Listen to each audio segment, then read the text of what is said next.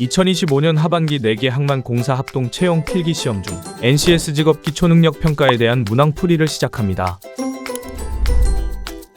본 영상은 2025년 하반기 4개 항만공사 합동채용 필기시험에 응시한 응시자 분들께 도움을 드리고자 제작하였습니다. 많은 관심 부탁드리며 지금부터 문항풀이를 시작하겠습니다. 유형별 대표 문항 한 가지씩 풀이를 진행하니 참고 부탁드립니다. 항만공사 NCS 직업기초능력평가 문항은 아래와 같이 구성합니다. 항만공사 현업과 유관한 문항으로 구성합니다. 문항 유형은 피셋형과 모듈형이 혼합된 유형입니다. NCS 직업기초능력평가는 총 5개의 영역 50문항으로 출제되었습니다. 항만공사의 NCS 직업기초능력평가는 피셋형과 모듈형 문항이 혼합되어 구성됩니다. 피셋형과 모듈형 NCS 직업기초능력평가의 특징은 다음과 같습니다. 피셋형의 특징 첫 번째는 응시자의 단순 암기력이나 배경 지식에 대한 평가보다는 업무를 수행하는 데 있어 꼭 필요한 기초 역량인 독해 및 이해력, 논리적인 사고력과 정보 해석 및 추론 능력을 갖추었는지를 평가합니다. 두 번째는 실제 업무 현장에서 마주할 수 있는 복잡한 문제나 방대한 정보를 신속하게 분석하고 판단하는 능력, 자료 기반 사고력과 실전형 사고력을 평가합니다. 모듈형의 특징 첫 번째는 국가직무능력 표준 NCS 학습 모듈을 기반으로 직무 수행에 필요한 기초 개념과 절차, 원리를 이해하고 이를 실제 업무 상황에 적용할 수 있는지를 평가합니다. 두 번째는 의사소통, 문제해결, 수리, 조직 이해 등 보편적 직업기초능력 영역에서 제시된 상황을 바탕으로 적절한 판단과 행동을 도출할 수 있는지를 평가합니다. 지금부터 항만공사 NCS 직업기초능력평가를 유형별로 한 문항씩 설명드리겠습니다. 먼저 의사소통 능력 유형입니다. 본 문항은 의사소통 능력 중 문서 이해 능력에 해당하는 문항으로 업무와 관련된 다양한 문서를 읽고 문서의 핵심을 이해하며 구체적인 정보를 획득하고 수집, 종합하는 능력이 있는지를 묻는 문항입니다. 공공기관에서 근무하게 되면 수많은 자료와 정보를 접하게 됩니다. 해당 문항은 수많은 자료와 정보들 사이에서 문서의 핵심을 이해하며 구체적인 정보를 획득하고 수집, 종합하는 능력을 측정하기 위한 문항입니다.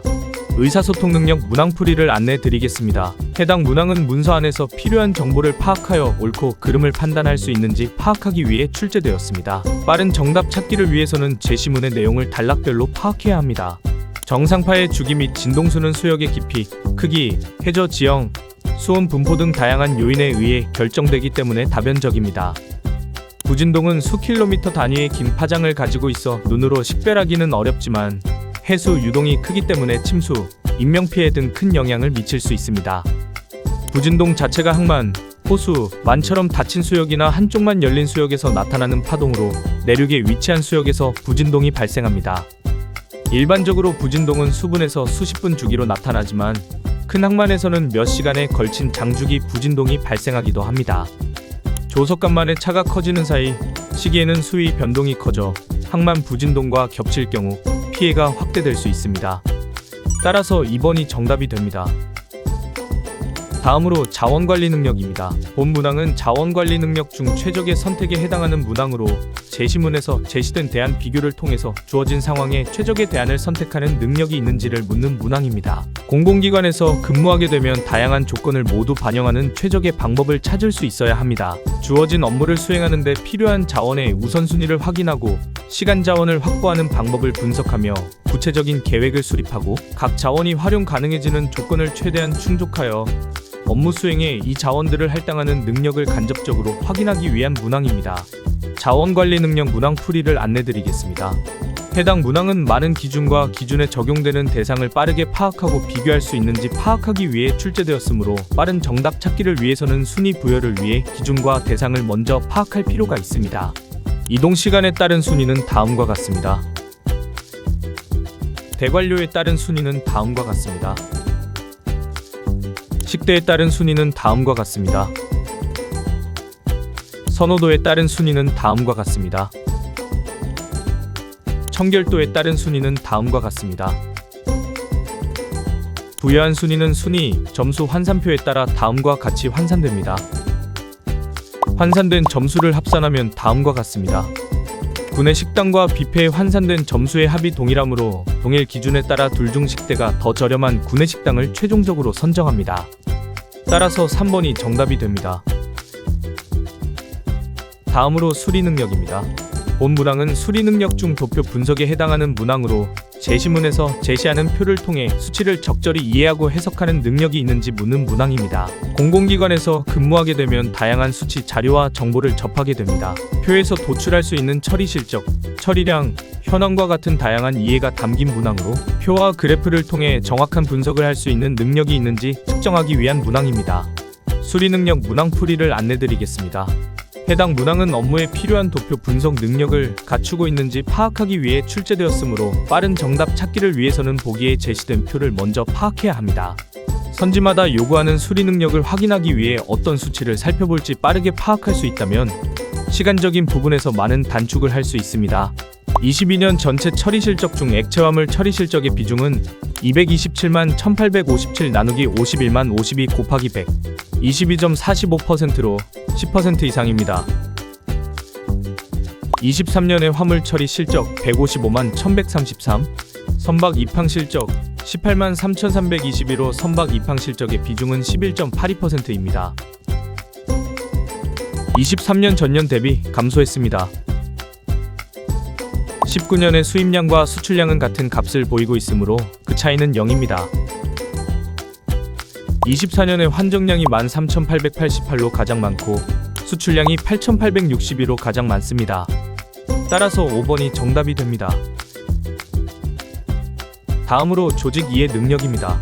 본 문항은 조직 이해 능력 중 연락망에 해당하는 문항으로 주어진 상황에서 어떻게 전화를 다른 직원에게 돌려주고 특정한 내선 번호에 전화를 걸었을 때 어떤 직원이 받게 되는지 파악할 수 있는 능력이 있는지 묻는 문항입니다. 공공기관에서 근무하게 되면 복잡하고 다양한 이해 관계자들과 연락을 하게 됩니다. 해당 문항은 본인의 상황에서 연락 체계를 이해하고 활용할 수 있는 능력이 있는지 측정하기 위한 문항입니다. 조직 이해 능력 문항 풀이를 안내드리겠습니다.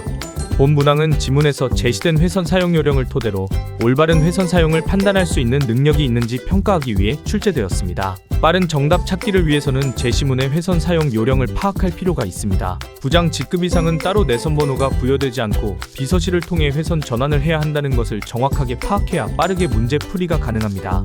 인사부장은 별도의 내선 번호 없이 비서실로 연결해야 합니다. 내선 번호는 회선 사용 요령에 따라 총 6자리로 앞자리 32를 포함하여 사무실 층수, 부서, 팀, 직위 순으로 입력하면 됩니다.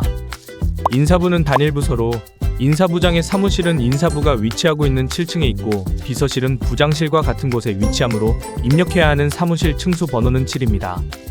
이후 입력해야 하는 내선 번호는 인사부 내선 번호인 3과 비서실 내선 번호 00입니다. 회선 사용 요령에 따라 눌러야 할 내선 번호는 327300입니다. 따라서 2번이 정답이 됩니다. 마지막으로 문제 해결 능력입니다.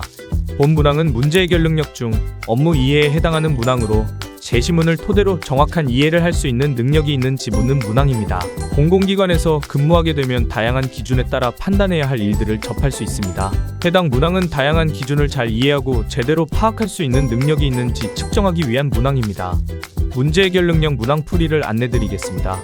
본 문항은 간문시설의 구조와 작동 원리를 정확하게 이해하고 있는지 평가하기 위해 출제되었습니다. 빠른 정답 찾기를 위해서는 제시문의 간문시설과 작동 원리를 빠르게 파악할 필요가 있습니다. 항만, 하천, 운하 등에 설치되며 바다 위주로 설치되는지 여부는 알 수 없습니다. 실제로는 내륙에 더 많이 설치됩니다. 파나마 운하가 표고차, 양쪽의 해수면 차이가 큰 태평양과 대서양은 연결한다고 되어 있으므로 적절하지 않습니다. 파나마 운하는 여러 개의 갑실을 단계적으로 연결하여 수위를 조절합니다.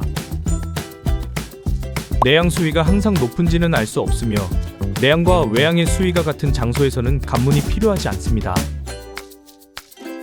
갑실은 선박의 크기, 길이, 폭을 기준으로 설계되므로 적절합니다. 따라서 4번이 정답이 됩니다. 이것으로 2025년 하반기 4개 항만공사 합동채용 필기시험 NCS 직업기초능력평가 유형별 문항풀이 영상을 마치겠습니다. 항만공사 채용 지원자분들께 조금이나마 도움이 되었기를 바라며 앞으로도 항만공사 채용에 많은 관심 부탁드리겠습니다. 항만공사는 취업을 준비하는 여러분 모두를 응원합니다.